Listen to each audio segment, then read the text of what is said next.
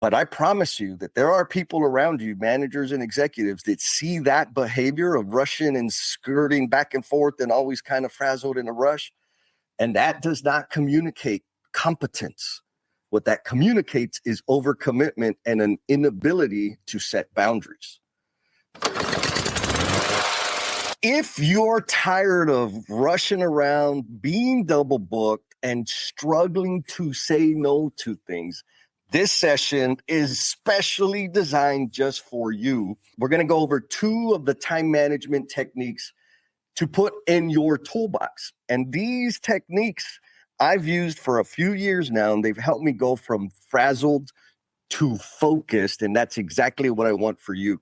I'm Jesse, and my overall mission is to leave the construction industry better than I found it. And I need your help. And this is why we're going to be going over these 2 things. One is, in my brain, I call it book your week. And the second is mental presets. And so these 2 things are designed, or rather put these 2 things to practice.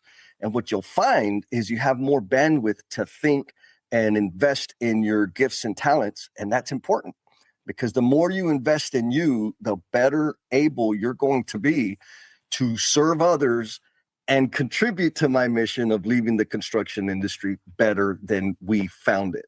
And so the title of the show, I couldn't come up with a better one, is How to Break the Hyper-Reactivity Loop. And the key, or maybe the operative terms there, is the reactivity, hyper-reactivity, meaning if you've ever been in a situation, or maybe you have friends that are in this situation, where like, oh my God, they're like sliding in right on time. The meeting starts at 7 and they're sliding in at 7:01. Like, oh my God, I'm so sorry to late. I don't mean to disrupt you, but I had da-da-da-da-da-da. And I got a hard stop because I got to go to the next thing. That to me is the number one indicator of, you are overburdened. You got way too much stuff on your calendar, or probably just in your head. And these methods will help solve that. And so let's start with booking your week. The question is this: when do you lock in your week? And so for me, my day is Sunday, right? Sunday afternoons is when I sit down and I go into my calendar and I start populating, filling in space, committing to doing the things that I need to do or that I want to do, right? Whether it's learn something new or fulfill a task or fulfill a commitment that I've already said, yes, I'm going to show up to the meeting. I'm going to do the presentation. I'm going to come and do training for your organization, whatever it is. What I do on Sundays is, if I have space in my calendar, I go and fill that out. And so you may be thinking, like, what do you mean if you have space in your calendar? Or you may be thinking, is it just the old boomers that use calendars? And I'm going to tell you this: if you're not like obsessive about working using your calendar, that's okay, no judgment. Back in the day when I was like actually working and putting my hands on tools and doing installation and stuff, I didn't have a lot of things to manage because my boss told me what to do. But as I progressed in my career, I had more things to manage. I had more projects to manage, more people to manage and support and develop. I had more things involved in the community, locally in the industry. And so using my calendar became ultra important. And so the one thing I want you to take away from that, especially if like you're new in the industry or new in the workforce, is maybe you don't use your calendar very much at all. Start using it. It is a skill that will help you accelerate your career or prep you for when you start getting more responsibility. Now, for the rest of the folks that got the highlights like me, that been at it for a while, I want to share my screen and kind of just give you a visual example of what I'm talking about in terms of blocking in my calendar. And so I'm going to show you my personal calendar. So this is my work calendar, right? This is next week. And so you can see that I've got some big wide open blocks in here. Now, one key point to think about, or maybe go back into one of the previous live streams, is I have a daily limit. That's a separate subject that we'll talk about, that you can go back and rewatch that, or maybe drop in the DMs or in the comments there, like, what do you mean daily limit? And I can give you the link or whatever. Anyways, my daily limit is 7 tasks per day. So I'll go in here and I'll say, looking at Monday, 1, 2, 3, 4, 5, 6, 7. Okay, so I'm booked for Monday. Then I go into Tuesday, 1, 2, 3, 4, 5, 6. Ooh, I'm overbooked, but most of that is traveling because I'm flying to the DFW next week. Wednesday, I got 1, 2, 3, 4, 5. Ooh, so I only have 5 things on my calendar. So I will plug in 2 more things that I have from like my backlog and my to-do list or things I want to learn or whatever. And I just do that every single day. I go through Sunday afternoon. I say, okay, do I have 7? Am I booked? Am I overbooked? If I have less than 7 activities already per day for this particular day, I will plug 2 things in, which I know it probably seems a little like, come on, Jess, that's weak sauce. But here's the power of it. Because I like to say yes. I like to play. I like to be out there involved with people, engaged. And when I get invited to do things, I want to say, yeah, let's go, let's hang out. But locking in my calendar, booking the week every Sunday sets me up to say, time out or no. Because technically, I can respond to one of those offhand requests of, hey man, we want to do a thing. I got a live stream. Can you help me? You want to brainstorm? Like whatever that is. Now, I know my work's a little different because I don't have a real job, but it sets me up to say, I do want to be involved in that thing. I do want to collaborate on the thing. Yes, I would love to have an introductory call so we can get to know each other, figure out how we can work together. How about next week? Because this week I'm already booked. Now, some people say, yeah, but you're only planning 7 things. I'm like, yeah, I'm only planning 7 things because you know what? Life happens. And there's always things that come in and it always ends up being way more than 7 things that I accomplish in a day. But the main point is by locking in, sitting down and building the habit to lock in my week, it helps me feel good about saying no. And that's the challenge, right? That's why we end up double booked and overcommitted and scrambling around and running and sprinting from thing to thing, just crossing our fingers. Oh, please, I don't need a red light because if I get a red light, I'm going to be late and all the things. So the question to you is, when do you lock in your week? It doesn't matter what day of the week it is that you do that. Some people like to do that sort of thing in the morning. My recommendation is just pick a damn time, whether it's the weekend, weekday, morning, PM, afternoon. I don't care. But the point of blocking out that time, it takes about 30 minutes for me to sit down and say, okay, what am I doing this week? And plugging in the things, because what happens is that I go into Monday and Tuesday, people are reaching out for kind of last minute things, or I'll say unplanned requests. And I can say with full confidence and full honesty, no, because my week is already booked. Now, here's a little cheat code. If you don't like saying the word no, don't worry about it. You can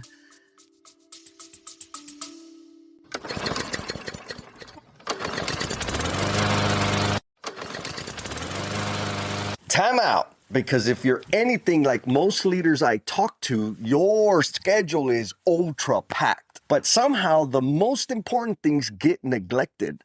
And that most important thing is you. You're juggling projects, people, deadlines, and meetings. And somewhere in there, your own priorities get pushed aside. They get on the someday list. That's exactly why I created the Self-First framework. It's a simple system designed to help leaders create space in their schedule to focus on the most important and impactful things and execute consistently without burning out. I put together a free live training where I break down how the framework works and how you can start applying it like right now. So if you're curious, there's a link in the show notes where you can check it out. All right. Let's get back to the episode.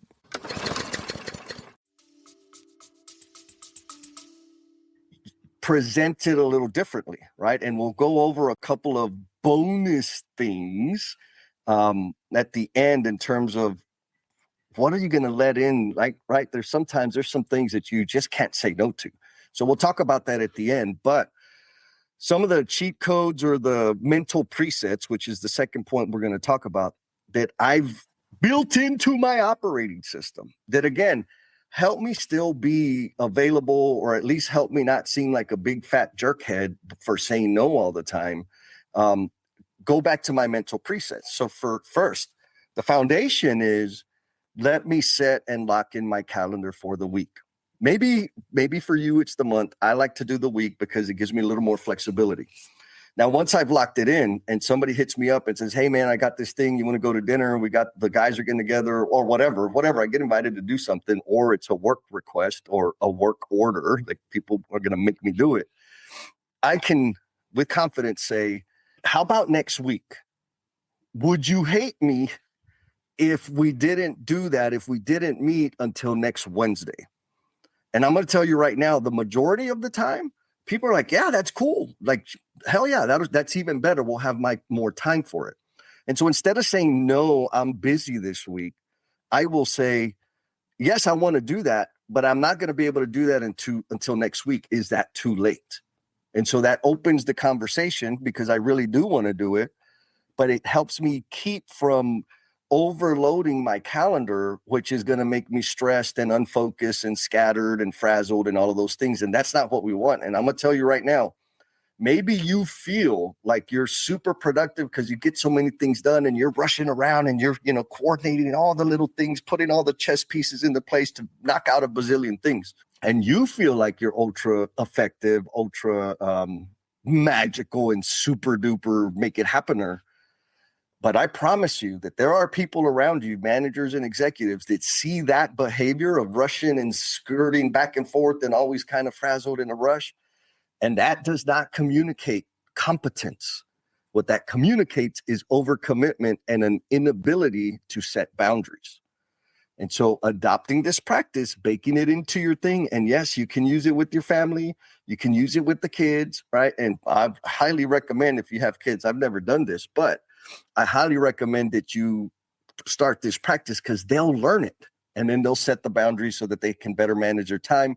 And more importantly, when they show up to things, they're 100% focused, fully present, and available to serve in the manner that they're designed to serve, just like you. And so the mental presets, very simple. Somebody comes up and asks you or invites you to something. One is, would you hate me if? Meaning, would you hate me if I said no?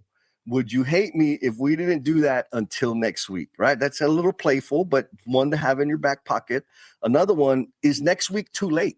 Like, is next week out of the question? Like, I understand, I want to be a part of that. But if I got it to you on Monday or Wednesday or Thursday, is that too late? Will I miss the opportunity? Again, what it helps you do is communicate, yes, I'm interested. And no, I'm not rejecting you. But this week, I'm already booked. What about next week? And that gives them the opportunity to say, hell no, I need it today. And then you get to decide, like, okay, well, then let me figure it out. Now, another one that I know is not as attractive, depending on who it is you're interacting with, is, let me check my calendar and get back to you. Now, I absolutely do not recommend that you use that one with like your buddies, the people that you know from back in the day, back in the hood, because they're going to give you a whole lot of hell about that. Like, oh my God, you're so fancy now. I don't tell my friends, let me check my calendar and I'll get back to you, because they're just going to roll their eyes and give me hell. But in the professional space, when there's this sort of thing that comes up, I say, yeah, let me check my calendar and I'll get you an answer by whatever date. They're like, hell yeah, awesome, no problem. They don't have a problem with it. Now, the main point here is having these mental presets in your mind, right? In the way you function in your operating system, helps you, when that opportunity comes, default to say, instead of just saying, yeah, yes, I'll be there. Yes, what time? Sure, I'll work on that right now. Which all that does is create stress for you. And here's the stinky part. Not only does it create stress for you, but whatever it is you deliver, whether it's your presence in the room or the quality of the work that you're kind of just jamming in because you were already booked, busy working on stuff, the quality of that experience, the interaction and the deliverable is less than what you can actually deliver. And so for me, that's the super, super important part. Like, yes, I know it comes across as a very rigid system, but what it does is it sets me up to bring as much of me as I possibly can, be fully present in the moment and available to the human being in front of me, which has massive value. It is way more valuable than me being the busy guy that does everything you ask within the next 2 or 3 minutes. Another thing, just know, and this is something to really, really chew on. If you're stressed and overloaded and you're scrambling around all the time and irritated because you never have time and all of the things, you're not alone. We've all been there. That is largely due to the way you've conditioned people to treat you. The reason they bring all their little problems to you, all the invitations, all the last minute crap to you is because historically you said yes and you delivered for them. Now, depending where you are in your career, sometimes you just got to do that, and that's life, right? If you want to advance, do it. You spend more time working. You're going to build experience. You're going to build credibility. Fantastic decisions to make. Sometimes you're doing dumb stuff, and it doesn't have to be done today. I'll give you an example. There was one time my boss had given me this thing. He wanted me to write a white paper and for a training program that we were launching that I was responsible for. But he said, hey, we need a white paper so we can communicate this out. And I'm like, oh, I didn't even know what the hell a white paper was. And so I start writing something, and then I'm like right there, right after he asked me, I started doing it. And man, I spent, I don't know, 2 hours editing it. And then I added some images and I got super fancy and kept on and kept on and kept on. In the meantime, I had other work that I was already committed to doing that was due. And so I finished the stupid white paper and I send it to him. And he's like, Jess, I don't need this much. All I need is, what's a paragraph of description, 3 bullet points, and the date. And I spent 2 hours doing that thing. And I said, oh, I just spent 2 freaking. He says, and take your time. I don't need it until next week. And so that wasn't on him. That was on me, because I never said like, okay, can I do it next week? Right. I just said yes. And I jumped into it. Now that's just one example, but other people would bring me their crap. My team, my guys would come and dump stuff on me like, yeah, I'll get on it. Yeah, I'll get on it. And so when did I do my real work? I didn't do my work until 3, 4, 5 p.m., which made my days extra, extra long, because that was a result of me conditioning them to treat me as if my time didn't matter. That was my fault. How did I fix it? I started booking my week, and I started tinkering, experimenting with my mental presets. So if you just got on the live stream or on the replay or whatever, the 2 things to do so that you can go from frazzled to focused.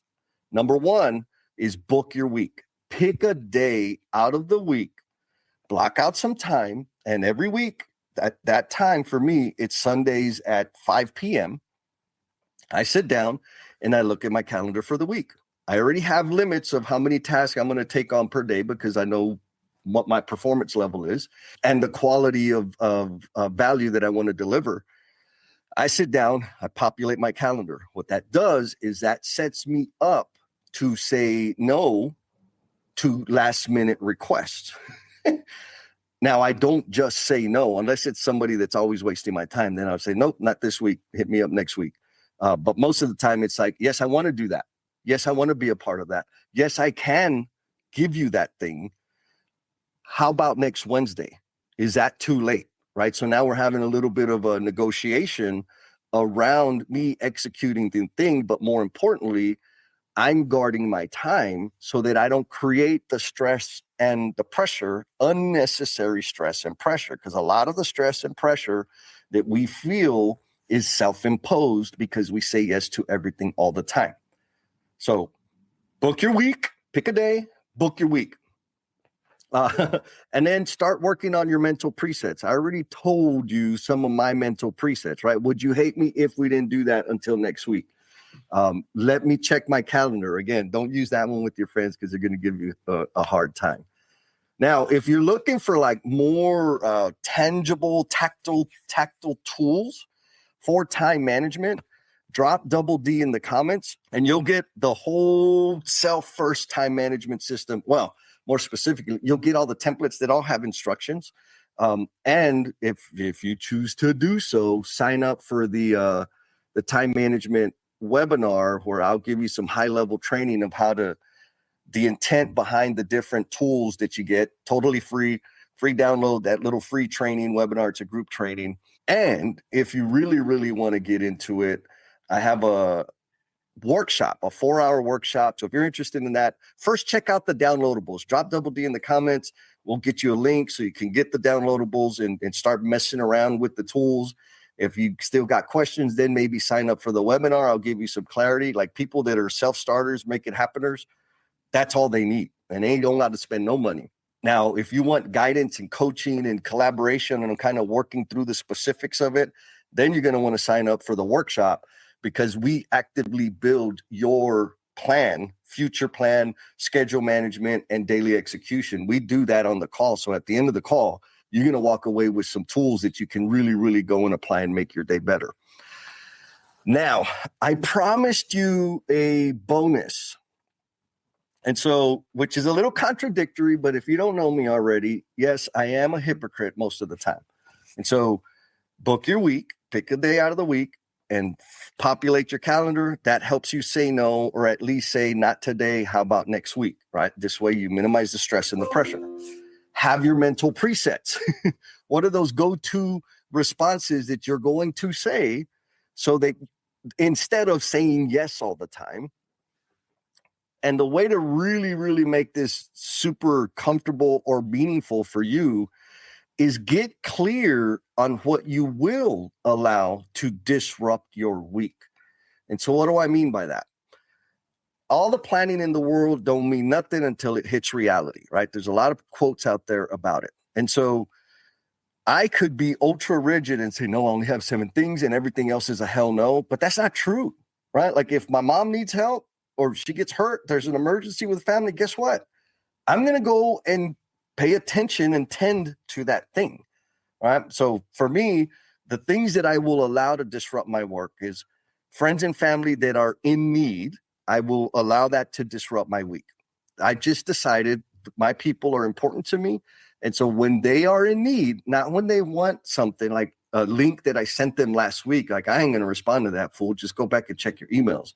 But if you're having a situation with your family, personally, professionally, I'm down. Let's have the call. If somebody's hurt and needs some help, I'm down. Let me go help. I'll figure out how to get all the other crap done. So friends and family that are in need is one of the things default. When that happens, guess what? I am not going to have a conversation about next week. I'm going to be present. I'm going to help. The other one is clients. When clients reach out to me and say, hey, I need a proposal because we want to do X, Y, and Z, you better believe I'm going to stop what I'm doing and get that thing done. Now, what I'll typically do there, if I get the ask on Tuesday or Wednesday, I'll say, okay, is Friday too late? Like I'm still going to do it in the week, but I'm trying to give myself a little cushion so that I don't like just let it crater my whole situation. Or if a current client calls and needs some help, they're stuck on something and I can guide them through a deal. Absolutely. Let's schedule the call. If I'm available right there in the moment, I will take the call and we'll just handle the thing. So again, it's a little bit contradictory, but it helps me focus on the most important things. So quick review, and then I'm going to bounce out of here. If you want to go from frazzled to focus and you're tired of rushing, you're double booked on your damn calendar and you struggle to say no, the 2 things you want to do, number 1 is book your week. Lock in your calendar. Pick a day, populate your calendar.